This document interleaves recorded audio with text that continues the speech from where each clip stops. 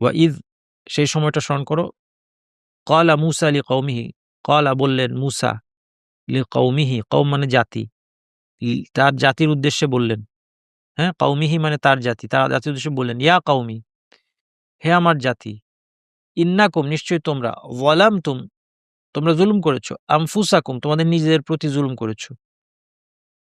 কিভাবে জুলুম করেছ? বিত্তিখাযিকুমুল ইজলা বিত্তিখাযিকুম এখানে ৩ টা শব্দ বা মাধ্যমে বা এখানে মাধ্যমে অর্থে এসেছে। ইত্তিখাদ মানে বানানো, কুম তোমরা যে বানাইলে। তোমরা বাছুরকে মাবুদ বানিয়ে বানানোর মাধ্যমে জুলুম করেছ নিজেদের উপর এই অর্থ।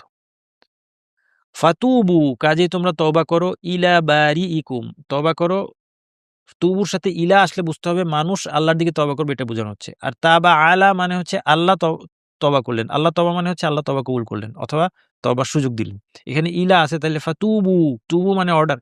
তোমরা তওবা করো মুসা বলছেন কাজেই তোমরা তওবা করো ইলা কার দিকে ফিরে আসো বারিইকুম বারি মানে হচ্ছে খালিক সৃষ্টিকর্তা। তোমাদের সৃষ্টিকর্তার দিকে তোমরা তওবা করো।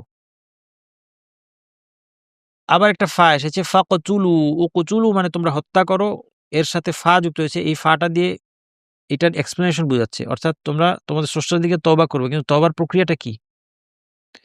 ফাকতুলু আনফুসাকুম এই তওবার প্রক্রিয়াটা বোঝানোর জন্য ফা এসেছে। সেটা হচ্ছে উকতুলু তোমরা হত্যা করো আনফুসাকুম নিজেদেরকে। মানে আত্মহত্যা করতে বলা হয় নাই।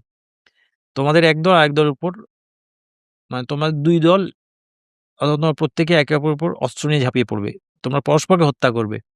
ফাকতুলু আনফুসাকুম যালিকুম খুব কঠিন শাস্তি কি হবে? যালিকুম এটা খায়রুল লাকুম তোমাদের জন্য উত্তম হবে। ইনদা বারিইকুম তোমাদের স্রষ্টার নিকট। ফাতাবা আলাইকুম ফলে আল্লাহ তোমাদেরকে ক্ষমা করে দিলেন। এই মাঝখানে একটা বাক্য উজ্জ্ব আছে। আলেমগণ বলেছেন যে এরপর তোমরা তওবা করলে। ফাতুবতুম ফাতাবা আলাইকুম।